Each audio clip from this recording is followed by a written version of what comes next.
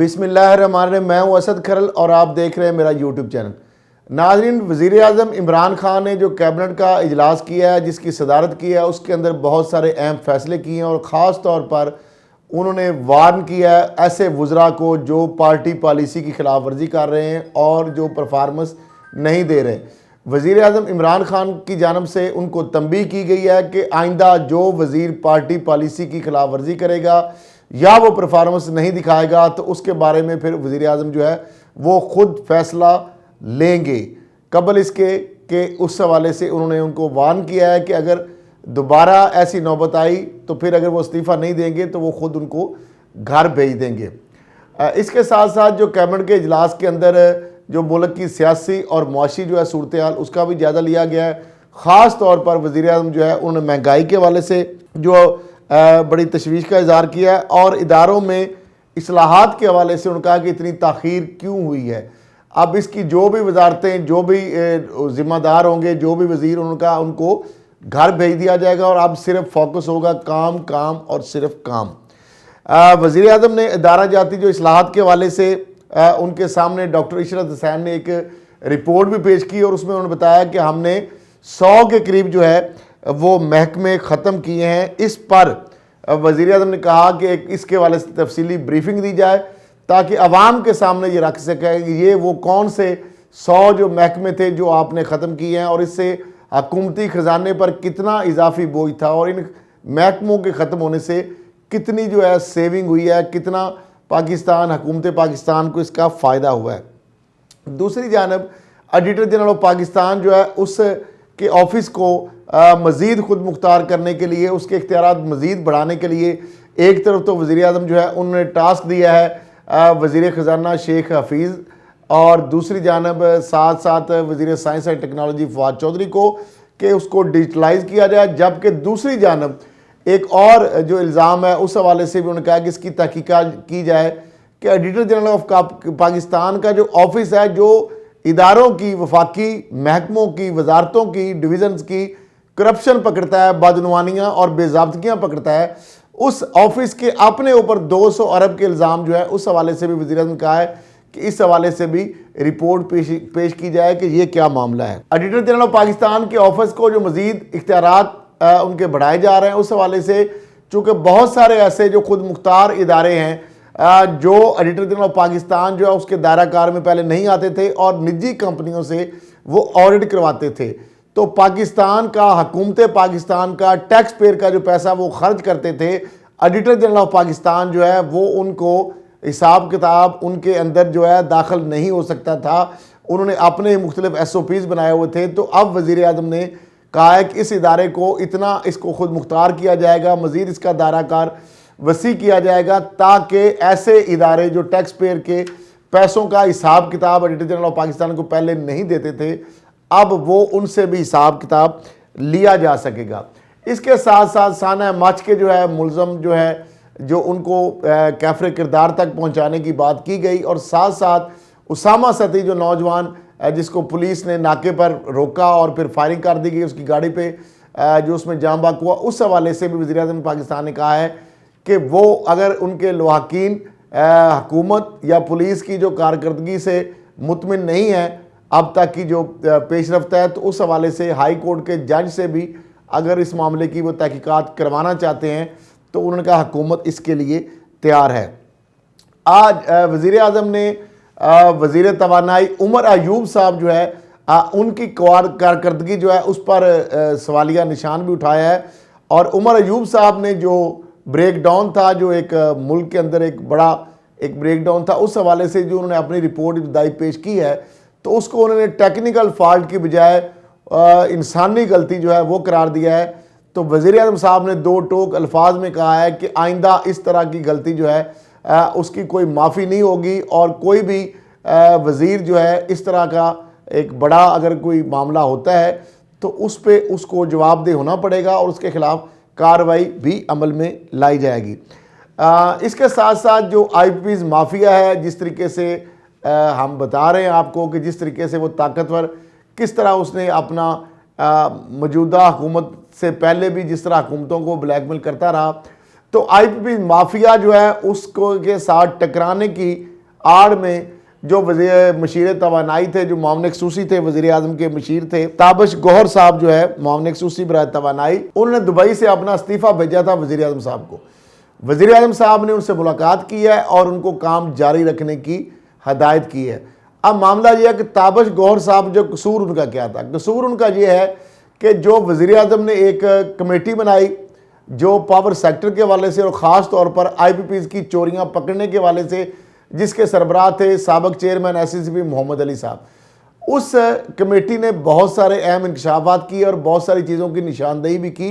और उन्होंने बताया किस तरह 5000 अरब से ज़्यादा किस तरह IPPs ने पाकिस्तान को, हुकूमत पाकिस्तान और ख़जाने को किस तरह नुकसान पहुँचाया। उस हवाले से बहुत सारी चीज़ों की उन्होंने निशानदेही की। अब मामला ये है कि ये जो नई एक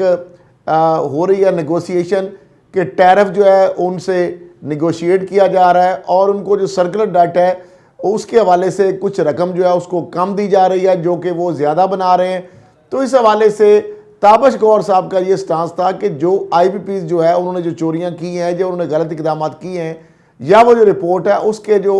मामलात हैं या उसकी जो रिकमेंडेशन है उसको मद्देनज़र रखा जाना चाहिए। तो ताहम जो वहाँ पे बासर और भी 2 मामले खसूसी हैं, स्पेशल असिस्टेंट जो हैं उसमें मशीर यानी अब्दुल रज़ाक दाऊद साहब और नदीम बाबर साहब, वो चूँकि IPPs माफिया के साथ हैं मुबैना तौर पर, क्योंकि उनके अपने भी IPPs के हवाले से उनके स्टेक्स हैं, तो उनकी मुखालफत का सामना था और इस वजह से उन्होंने मायूस होकर इस्तीफ़ा वज़ीर आज़म को पेश किया। अब वज़ीर आज़म ने उनको दोबारा काम जारी रखने की के लिए कहा है। अब देखते ये हैं कि क्या वो अपना जो स्टांस है उसके अंदर वो कामयाब हो पाते हैं या नहीं हो पाते। आज की उनकी जो वज़ीर आज़म से मुलाकात है इस हवाले से एक बड़ी अहम पेशरफ्त उसको करार दिया जा रहा है। तो अब वज़ीर आज़म जो है जिस तरीके से उन्होंने कहा है कि महंगाई जो है उस पर काबू पाने के लिए उन्होंने बात की है। ब्रॉड शीट के हवाले से उन्होंने कहा है कि जो पनामा पेपर के बाद एक बड़ा एक अहम पेशरफ्त है और पाकिस्तानियों की, पॉलिटिशियंस की, ब्यूरोक्रेट्स की, बिजनेसमैन के हवाले से जो उन्होंने कहा खुफिया अकाउंट्स 200 हमने पहले पकड़े थे, मज़ीद भी वो काम करने के लिए तैयार हैं। तो वज़ीर आज़म पाकिस्तान ने इस चीज़ का इरादा किया है कि वो उस कंपनी से एग्रीमेंट करने के लिए तैयार हैं ताकि पाकिस्तान की जो अरबों रुपए की जो लूटी हुई दौलत है ताकि उसकी निशानदेही भी हो सके और लूटने वालों की निशानदेही हो सके और वो पैसा जो है वो कानूनी तौर पर पाकिस्तान जो है वो वापस लाया जा सके, उसकी निशानदेही हो सके। तो इस हवाले से भी वो पुरअज़म दिखाई देते हैं। दूसरी जानब नाज़रीन अगर देखा जाए तो ख्वाजा आसफ जो है उस केस के अंदर भी बहुत सारी अहम पेशरफ्त हो रही है। अब कशमाला तारक साहिबा जो है उनका नाम भी आ रहा है, उनके अकाउंट्स के अंदर किस तरह से रकूम जो है उसकी ट्रांजैक्शंस हुई हैं, 12 करोड़ तक मामला ये चला गया है। ख्वाजा आसफ साहब के ऊपर 22 करोड़ का आमदन से ज़ायद असासों का इल्ज़ाम था। वो मामला बढ़ता बढ़ता अब 1 अरब 45 करोड़ से आलमोस्ट तजावज़ कर गया है। तारक मीर एंड कंपनी जो है उसके अंदर 40-50 करोड़ की ट्रांजैक्शन है। कशमाला तारक साहिबा जो है पंजाब इंटरप्राइजेज एक कंपनी का नाम आ रहा है जिसके जवेद जो वड़ाई साहब हैं उसके नाम वो रजिस्टर्ड है, वो भी मुबैना तौर पर ख्वाजा आसफ साहब के फ्रंटमैन बताए जा रहे हैं। तो इस तरीके से जो कशमाला तारक साहिबा जो है उनके अकाउंट से पैसा आना, फिर पंजाब इंटरप्राइजेज से उनका क्या लेना देना है, फिर 12 करोड़ 7 करोड़ की एक ट्रांजैक्शन 2015 में होती है, फिर और 2015 के अंदर एक ट्रांजैक्शन 5 करोड़ की होती है, फिर 15 और 16 के अंदर वो 5 करोड़ 1-1 करोड़ रुपए करके निकालवाती हैं, फिर 3 करोड़ जो है उनके अकाउंट में, फिर 5 करोड़ जिस तरह ऑनलाइन जमा करवाए जाते हैं। तो ये बहुत सारी अब चीज़ें जो है ये भी नई सामने आ रही हैं। शाहिद खाकान अब्बासी साहब जो हैं वो अब मिलकर आए हैं नवाज शरीफ साहब से 5 रोज़ अमेरिका से वापसी पर, उनका लंदन में क़याम था। उसके हवाले से बहुत सारी जनाब खबरें फैलाई जा रही हैं कि बड़ा अहम पैगाम लेकर गए थे और बड़ा अहम पैगाम लेके अब आ रहे हैं पाकिस्तान के अंदर। तो नवाज शरीफ को बड़े अहम उन्होंने पैगाम जो है वो लेके गए थे, इसलिए उनका नाम ECL में निकाला गया। मैं आपको भी बता रहा हूँ कोई ऐसा मामला नहीं है, वो अपने कारोबारी मामलात के हवाले से गए हैं। वहाँ पे अमेरिका में भी उनके मामलात इस तरह के थे। कुछ उनकी सिस्टर और उनके जो बहनोई हैं उनको भी कोरोना के हवाले से भी ये इतलात आ रही थी। तो बहरहाल ये जो चीज़ें हैं, इतनी जो हाइप क्रिएट की गई है कि जनाब वो पाकिस्तान आ गए हैं और अब बड़ा अहम पैगाम लेके आ गए हैं और बड़ा अहम पैगाम लेके गए थे, तो ऐसी कोई, मैं नहीं समझता कि इस हवाले से कोई पेशरफ्त नहीं है। मौलाना फजलुर रहमान साहब जो हैं आए रोज़ वो आइसोलेट होते जा रहे हैं। नून लीग और पीपल्स पार्टी जो है उनके बयानिए के साथ किसी तरीके से वो चलने को तैयार नहीं है। जिस तरह उन्होंने रावलपिंडी जो धरने की बात की थी, तो उस हवाले से पीपल्स पार्टी और नून लीग जो है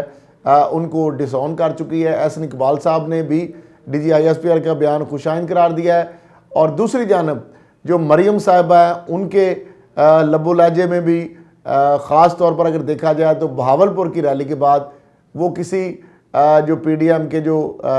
जलसे या रैलियाँ उसके अंदर वो नज़र कहीं नहीं आ रही। बिलावल भुट्टो जरदारी साहब या आसिफ जरदारी साहब जो है वो भी उस तरीके से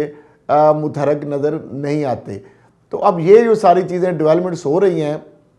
तो इससे तो यही चीज़ें सामने आ रही हैं कि जो हुकूमत जो है मौजूदा उसको कोई बड़ा थ्रेट नहीं नज़र आ रहा। इस्तीफ़ों का मामला जो है वो भी सारी बात जो है वो गोल हो गई, वो मामला भी अब हवा की नज़र हो गया। उसके साथ साथ जो लॉन्ग मार्च है वो भी अभी तक तो हमें कोई दूर दूर तक नज़र नहीं आता। और जिस तरीके से गैर फितरी इत्तेहाद था PDM, जिस तरीके से इख्तलाफात उसके अंदर आए रोज़ खुल के हमें देखने को मिल रहे हैं, तो अब मौजूदा हुकूमत जो है वो सारा उसका फोकस है कारकर्दगी के ऊपर है। इमरान खान साहब जो है उन्होंने वज़रा को बाकायदा अब ये वार्न कर दिया है कि अगर आइंदा जो वज़ीर हैं वो अपनी कारकर्दगी बेहतर बना लें।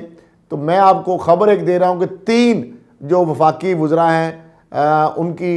जल्दी आप देखेंगे उनकी तब्दीली होगी। उसमें एक वज़ीर जो है उसकी छुट्टी भी हो सकती है और 2